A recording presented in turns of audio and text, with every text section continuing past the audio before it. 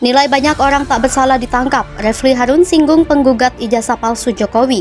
Dosa pemerintahan ini banyak. Jadi arogansi kekuasaan akhirnya mulai terintip melalui kasus kecil ini.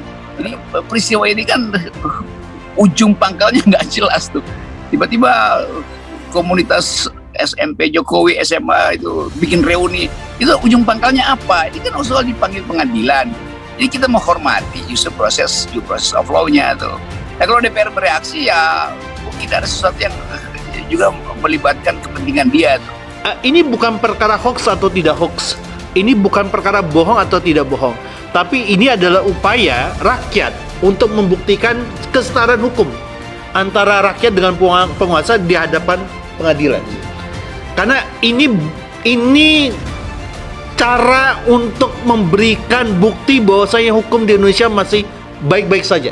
Yang jelas harusnya keadilan itu selalu ada di negeri ini, dan harusnya kita bisa membaca dari sisi mana kita menilai, dari sisi mana kita melihat, sehingga keadilan itu tetap terlihat untuk rakyat siapapun itu, karena keadilan adalah milik rakyat sesuai dengan Pancasila yang kita ikuti. Kalau seandainya apa yang disampaikan oleh Pak Bambang Tri Mulyono dalam buku-bukunya, wabil khusus di dalam Jokowi Undercover 2 ini tidak layak untuk dibaca, maka keluarkan buku tandingan yang terkait untuk membuktikan bahwasanya apa yang diterbitkan oleh Pak Bambang Tri Mulyono adalah sesuatu yang salah. Jadi gini, kita nggak usah ribet. Kalau memang punya ijazah asli SD, SMP, SMA sampai perguruan tinggi, udah buktiin aja di pengadilan, nggak usah banyak basa-basi ini. Rakyat sekarang udah nggak mau dibohongin. Jadi gini, nih baca ya, presiden jujur rakyat makmur. Presiden nggak jujur, hancur negara. Jadi saatnya keterbukaan. Selama Pak Jokowi juga ada dalam wilayah keraguan-raguan untuk datang menunjukkan bahwa ini ijazah saya. Kan Pak Jokowi warga negara yang dipanggil oleh pengadilan, bukan sebagai presiden kan. Pada waktu itu tuh, sekarang dia presiden tentu. Ada semacam imunitas. Iya, tapi dulu waktu mendaftar di KPU kan dia belum presiden kan. Jadi kita hormati juga pendapat publik yang menganggap Pak Jokowi harus tiba di pengadilan sebagai warga negara, bukan sebagai kepala negara. Memasuki 2 tahun terakhir masa jabatan sebagai seorang presiden, Jokowi jadi sorotan sejumlah pihak terkait kinerjanya selama memimpin Indonesia. Satu yang menjadi sorotan salah satunya oleh pakar hukum tata negara Refli Harun adalah mengenai keterbelahan masyarakat ditambah kubu penguasa yang dinilai berlebihan kepada kubu yang berseberangan. Bahkan Refli menyebut dalam beberapa kasus kesan penguasa menggunakan aparat dalam merespons pihak berseberangan juga terjadi. Refli menyebut sudah banyak korban dari hal ini. Refli membeberkan bahwa dalam segi hukum, menghukum satu orang yang tak bersalah lebih parah dibandingkan membebaskan 1000 orang yang bersalah. Refli menganggap bahwa pemerintahan saat ini memiliki dosa yang banyak.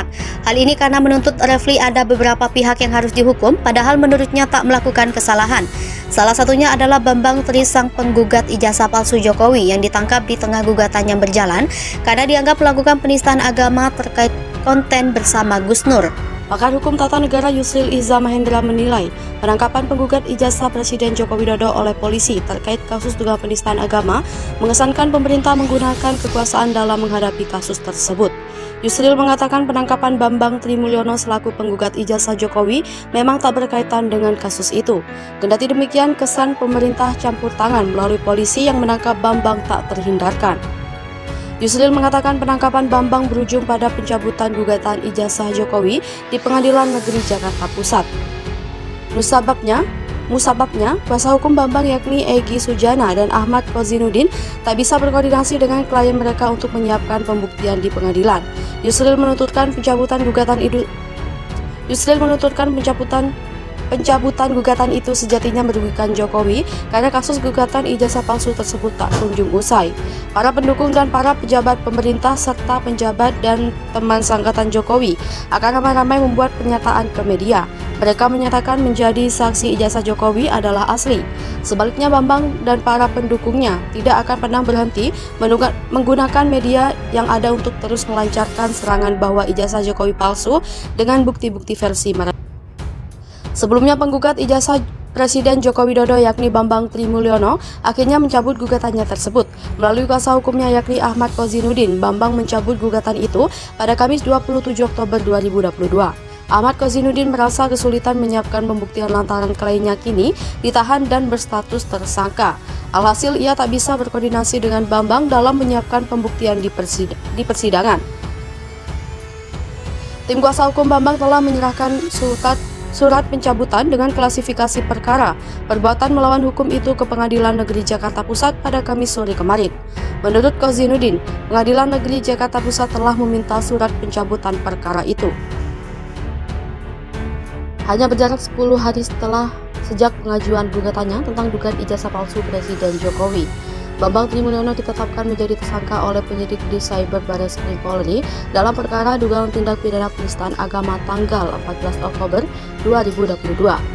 Karena keadaan inilah membuat Egy Sujana DKK sebagai kuasa hukum Bambang memutuskan untuk mencabut gugatan yang sebelumnya diajukan klien mereka ini. Menanggapi hal tersebut, advokat akademisi di bidang umum tata negara dan politikus Yusril Iza Mahendra mengatakan ia menyayangkan mengapa polisi menahan Bambang Tri dalam dugaan melakukan tindak pidana pencemaran agama.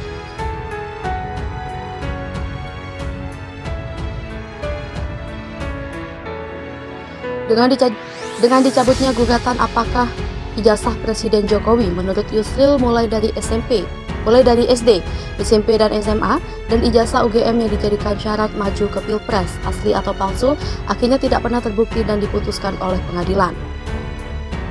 Jadi dalam analisisnya Yusril mengatakan semestinya polisi tidak usah menahan Bambang Tri karena dia sedang mengajukan gugatan ijazah palsu Jokowi ke pengadilan. Di sisi lain sebaliknya juga semestinya para pengacara Bambang Tri tidak mengemukakan alasan karena Bambang Tri ditahan hingga sulit mengumpulkan bukti-bukti dan kemudian mencabut gugatan. Pakar hukum tata negara Yusril Iza Mahendra mengaku kecewa dengan pencabutan laporan gugatan ijazah palsu Presiden Jokowi. Yusril beralasan pencabutan gugatan membuat tuduhan kepada Jokowi tak bisa dijawab. Menurutnya, persidangan atas gugatan tersebut sangat penting untuk mengakhiri kontroversi ijazah Jokowi. Yusril berkata pengadilan terhadap kasus itu juga penting untuk kepastian hukum. Dengan pencabutan gugatan, ia menilai kasus ini selamanya akan menggantung dan menjadi gunjingan politik tanpa henti.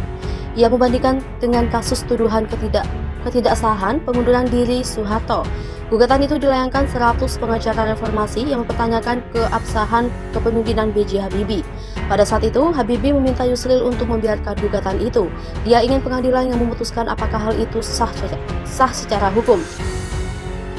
Yusril juga menyayangkan tindakan kepolisian menangkap pelapor Bambang Trimulyono dalam kasus penistaan agama. Menurutnya, hal itu membuat kesan pemerintah melawan gugatan ijazah palsu Jokowi dengan kasus pidana lain.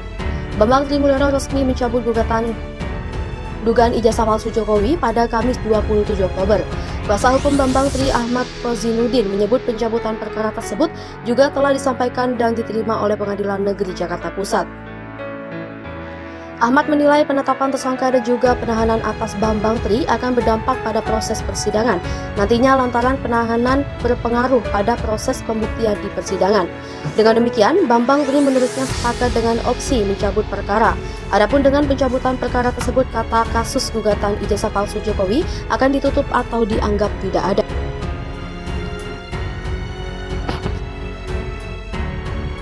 Nilai banyak orang tak bersalah ditangkap. Refli Harun singgung penggugat ijazah palsu Jokowi. Dosa pemerintahan ini banyak.